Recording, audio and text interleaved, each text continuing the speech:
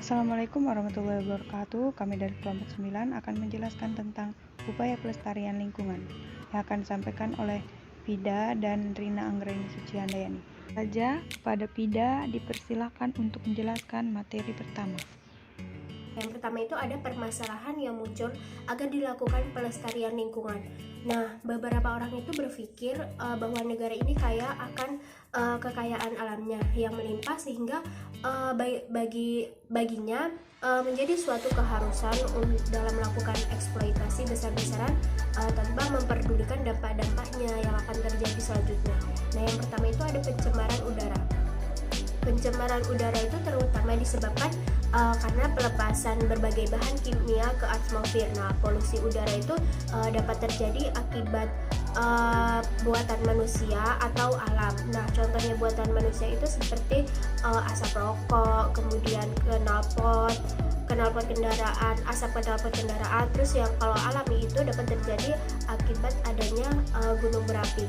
Nah, yang menurut Encyclopedia Britannica, pencemaran udara adalah pelepasan berbagai gas, benda padat yang halus, yang terbelah halus, atau sebuah aerosol cair ke atmosfer yang terbesar dengan laju melebihi kapasitas alam lingkungan untuk membuang, terus kemudian melarutkan atau menyerapnya. Itu berlebihan kemudian dapat menjadikan polusi udara. Nah, dilansir dari National Geographic, polusi udara itu adalah campuran partikel dan gas yang dapat mencapai konsentrasi berbahaya baik di luar maupun di dalam ruangan.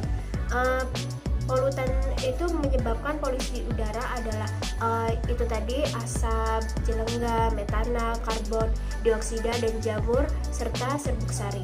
Nah, yang kedua adalah membuang sampah. Nah, upaya pelestarian lingkungan membuang sampah tidak sembarangan di sungai, got, dan lain-lain. Nah, cara kita agar mengolah sampah dengan baik yaitu membuang sampah pada tempatnya dan memisahkan sampah yang organik dan non-organik ataupun juga yang berbahaya. Nah, sampah seperti sampah plastik, botol-botol itu upaya pelestarian lingkungannya itu dapat kita jadikan sebagai kerajinan seperti itu. Nah, yang kemudian yaitu penghijauan. Penghijauan itu merupakan salah satu bentuk peran manusia di dalam menjaga lingkungannya. Nah, penghijauan itu adalah kegiatan penanaman pohon di lahan yang gundul atau lahan yang yang kosong. Nah, itu tuh di luar dari hutan. Nah, tujuan penanaman pohon itu atau penghijauan itu adalah agar lahan tersebut dapat dipulihkan, dipertahankan, dan ditingkatkan kembali kesuburannya. Nah, di sini upaya pelestarian lingkungan dengan penanaman pohon atau penghijauan itu dapat dilakukan oleh organisasi-organisasi atau kita sendiri untuk menjaga lingkungan, yaitu dengan penanaman pohon untuk menjaga kelestarian lingkungan tersebut. Nah, yang keempat itu adalah kota layak huni. Nah, di sini kota layak huni itu atau di livable city itu merupakan gambaran sebuah lingkungan dan suasana kota yang nyaman sebagai tempat tinggal. Nah, dan sebagainya. Nah, kemudian itu tempat itu untuk beraktivitas yang dilihat dari berbagai variabel fisik maupun non fisik. Kota layak huni itu di mana kota tersebut itu tidak jauh dari pemukiman dan juga tidak jauh dari fasilitas-fasilitas yang dibutuhkan oleh masyarakatnya. Lalu selanjutnya yaitu aspek psikologis dalam upaya pelestarian lingkungan. Yang pertama ada pengetahuan tentang lingkungan. Jadi, pengetahuan lingkungan itu adalah suatu ilmu yang mengajarkan kita untuk mempelajari tentang lingkungan serta bagaimana dampak dan pengaruhnya bagi kehidupan umat manusia di bumi. Ada 5 nilai strategis yang terdapat dalam pengetahuan lingkungan ini. Yang pertama ada kesadaran, lalu yang kedua ada pengetahuan, yang ketiga ada attitude, yang keempat skill, dan yang kelima ada partisipasi. Di mana pengetahuan ini dimaksudkan bahwa bagaimana pengetahuan kita terhadap berbagai permasalahan lingkungan yang ada di sekitar kita.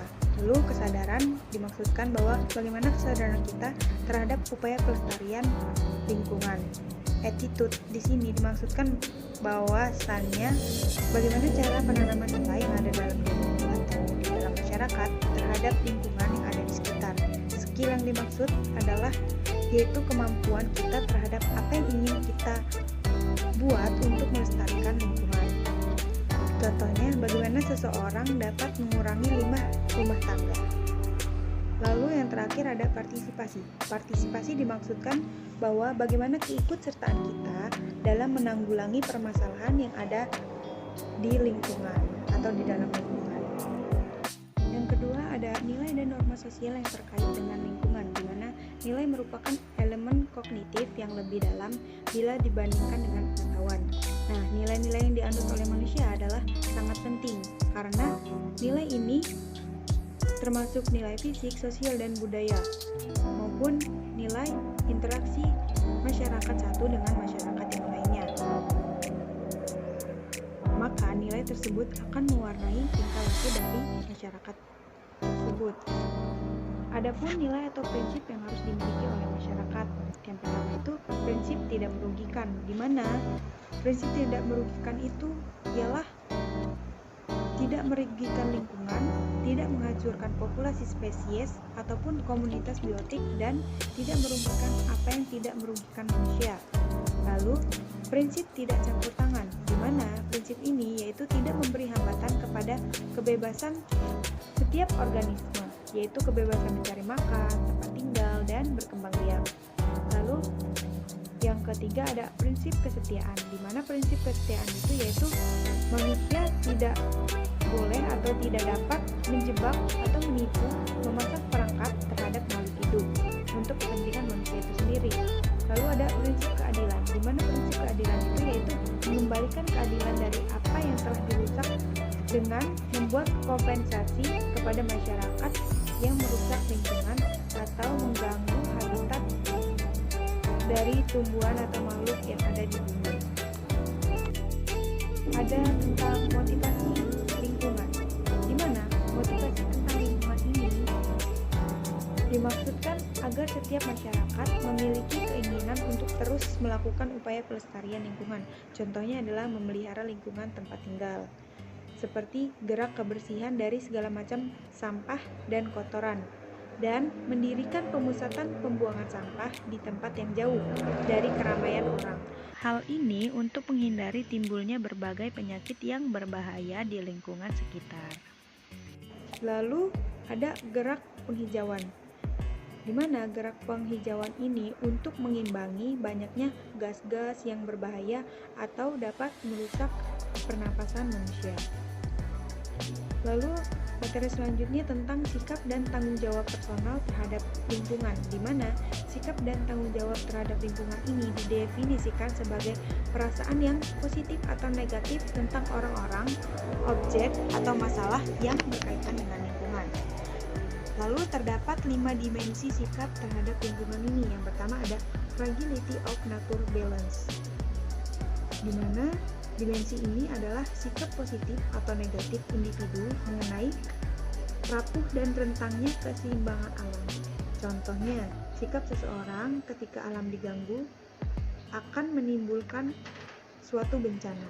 Lalu yang kedua ada the possibility of eco-crisis, di mana ini adalah dimensi tentang sikap positif atau negatif individu yang kemungkinan terjadinya krisis alam. Contohnya pada sikap seseorang mengenai eksploitasi alam yang berlebihan, maka akan berakibat bencana pula. Yang ketiga ada the reality of limits to growth. Diartikan bahwa dimensi ini adalah sikap positif atau negatif individu mengenai kenyataan pertumbuhan dan umur alam yang terbatas. Jadi, manusia menggunakan sumber daya alam itu sewajarnya saja sesuai dengan kebutuhan, karena sumber daya alam ini jumlahnya terbatas untuk menopang kehidupan manusia. Yang keempat ada anthropocentrisme, adalah sikap positif atau negatif mengenai keyakinan individu terhadap hak-hak yang dimiliki alam, yaitu setara, yaitu mengenai hak yang seimbang antara manusia dan hewan. Lalu yang kelima ada rejection of exceptionalism, di mana sikap positif atau negatif tentang individu mengenai keterbatasan kemampuan manusia untuk memperbaiki alam yang negatif. Misalnya, sikap seseorang mengenai kecerdasan dalam mempertahankan kelangsungan alam.